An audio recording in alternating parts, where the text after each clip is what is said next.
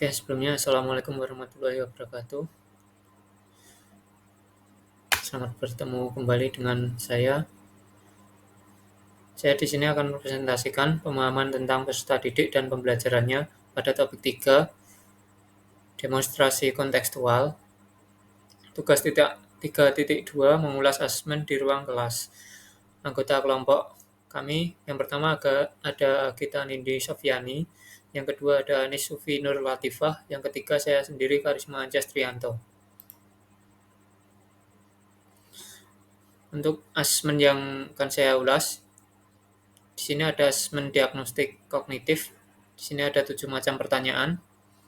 Dilakukan secara tanya jawab, secara lisan. Yang kedua ada LKPD di sini untuk asesmen formatifnya. LKPD-nya yaitu bunga dan diskonto seperti ini. Terus yang ketiga ada asesmen sumatif. Di sini ada 5 pertanyaan dengan 3 pertanyaannya, diantaranya yaitu pilihan ganda. 2 pertanyaannya, nomor 4 dan nomor 5 ini uraian. Di sini juga ada kisi-kisinya lengkap dengan kunci jawaban dan juga pedoman penskorannya. Demonstrasi kontekstual. Setelah mengetahui prinsip dan jenis-jenis asesmen, Anda dapat mengamati salah satu asesmen yang telah diterapkan pada proses pembelajaran di kelas dan memberikan ulasan tentang asesmen tersebut.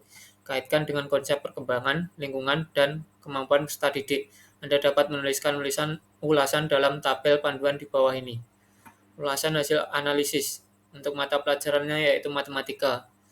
Kelasnya yaitu kelas 11, fasenya pada fase F. Untuk capaian pembelajarannya yaitu di akhir fase F, peserta didik dapat memodelkan pinjaman dan investasi dengan bunga majemuk dan anuitas, serta menyelidiki secara numerik atau grafis pengaruh masing-masing parameter suku bunga periode pembayaran dalam model tersebut. Untuk tujuan pembelajarannya, yaitu melalui pembelajaran luring dengan pendekatan saintifik dan metode discovery learning, peserta didik mampu memodelkan pinjaman dan investasi bunga tunggal dan majemuk serta menyelesaikan permasalahan terkait dengan bunga tunggal dan bunga majemuk. Untuk materi ajar atau topiknya yaitu bunga dan anuitas.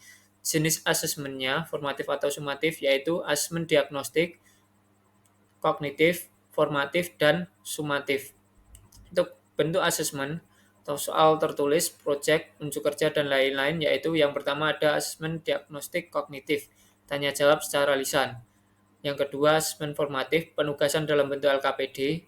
Yang ketiga ada asesmen sumatif, soal tertulis dalam bentuk pilihan ganda, uraian singkat, dan esai. Bagian mana dalam asesmen tersebut yang menunjukkan kesesuaian dengan tahapan perkembangan peserta didik? Jelaskan.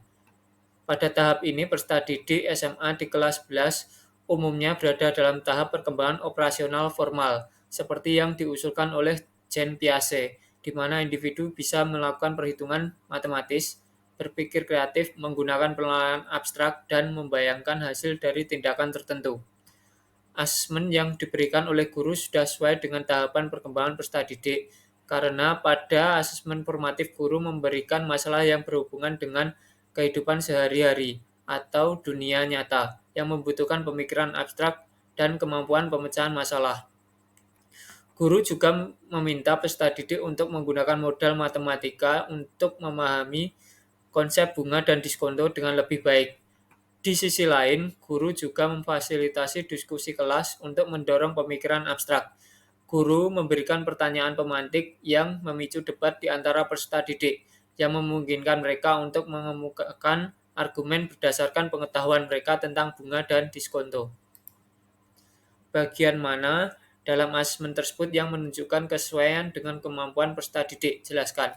Dalam asesmen tersebut atau dalam asesmen sumatif, guru sudah menyesuaikan dengan berbagai level kemampuan peserta didik, mulai dari mudah hingga sulit. Hal ini ditunjukkan pada bagian kisi-kisi ini, kisi-kisi penulisan soal asesmen sumatifnya. CP-nya sudah sesuai dengan yang disebutkan tadi. Levelnya dari mudah, sedang, sulit. Ini levelnya dari mudah hingga sulit. Kemudian, bagian mana dari asesmen tersebut yang menunjukkan kesesuaian bahwa sudah memberikan ruang bagi peserta didik untuk memberikan umpan balik terhadap proses pembelajaran mereka. Yang pertama, pada bagian asesmen diagnostik, bagian yang menunjukkan ruang bagi umpan balik peserta didik pada pertanyaan, apakah kalian pernah mendengar kata diskonto dan apa yang kalian ketahui tentang diskonto? Hal ini tunjukkan pada gambar di samping ini. Ini ada asesmen diagnostiknya, terdapat 7 macam pertanyaan. Pertanyaan-pertanyaan itu mendorong peserta didik untuk merefleksikan pengetahuan mereka tentang diskonto dan mengungkapkan pemahaman mereka. Kemudian yang kedua, asesmen formatif. Bagian yang menunjukkan ruang bagi umpan balik peserta didik. Pada lampiran 2 terdapat kolom pembahasan di mana peserta didik dapat menuliskan kesimpulan mereka tentang persamaan dan perbedaan bunga tunggal dan diskonto, menjelaskan cara mereka melakukan perhitungan bunga dan diskonto, menuliskan refleksi mereka tentang kesulitan dan kemudahan dalam menyelesaikan masalah. Terus, guru dapat menggunakan kolom ini untuk memahami proses berpikir peserta didik, mengidentifikasi area yang perlu diperbaiki, memberikan umpan balik yang lebih personal. Nah, untuk buktinya ditunjukkan pada gambar di atas ini. Di situ ada pembahasan dan perhitungannya. Jika Anda menjadi guru di kelas tersebut, hal apa yang ingin Anda tingkatkan untuk lebih memaksimalkan efektivitas asesmen dengan memperhatikan tahapan perkembangan peserta didik, lingkungan budaya dan karakter peserta didik, serta kemampuan peserta didik. Tuliskan pendapatmu secara lengkap. Hal yang dapat saya lakukan jika menjadi guru di kelas tersebut, yang pertama yaitu memperhatikan tahapan perkembangan peserta didik, seperti menggunakan asesmen yang sesuai dengan tingkat kemampuan dan perkembangan peserta didik, memberikan instruksi yang jelas dan mudah dipahami, menggunakan berbagai jenis asesmen untuk mengakomodasi gaya belajar yang berbeda. Yang kedua, memperhatikan lingkungan budaya dan karakteristik peserta didik, menggunakan konteks dan contoh yang relevan dengan budaya dan kehidupan peserta didik, menciptakan lingkungan belajar yang aman dan nyaman bagi semua peserta didik, mempertimbangkan karakter dan kebutuhan individual peserta didik dalam memberikan asesmen. Yang ketiga, meningkatkan kemampuan peserta didik, memberikan pembelajaran yang bermakna dan kontekstual, menggunakan berbagai metode pembelajaran untuk meningkatkan pemahaman peserta didik, dan yang terakhir, memberikan kesempatan pada peserta didik untuk berlatih dan menerapkan pengetahuan mereka. Untuk contoh penerapannya, yang pertama asesmen diagnostiknya, gunakan permainan atau kuis interaktif untuk mengukur pengetahuan awal peserta didik tentang bunga dan diskonto. Berikan umpan balik yang positif dan konstruktif atas jawaban peserta didik. Yang kedua, pada asesmen formatifnya, gunakan proyek kelompok untuk memungkinkan peserta didik bekerja sama dan saling belajar. Berikan kesempatan kepada peserta didik untuk mempresentasikan hasil kerja mereka kepada kelas. Yang ketiga, gunakan rubrik penilaian yang jelas dan transparan. Yang terakhir, pada asesmen sumatifnya, berikan pilihan kepada peserta didik untuk menunjukkan kemampuan mereka dalam berbagai cara, misalnya tes tertulis, proyek, atau presentasi. Yang terakhir, gunakan portofolio untuk melacak kemajuan belajar peserta didik selama waktu tertentu.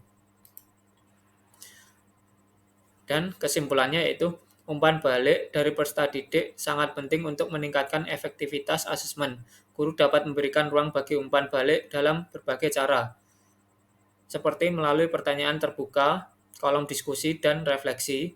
Guru juga dapat meningkatkan efektivitas asesmen dengan memperhatikan tahapan perkembangan, lingkungan budaya, dan karakter peserta didik, serta meningkatkan kemampuan mereka. Sekian presentasi dari saya. Terima kasih sudah menyaksikan dan see you next time.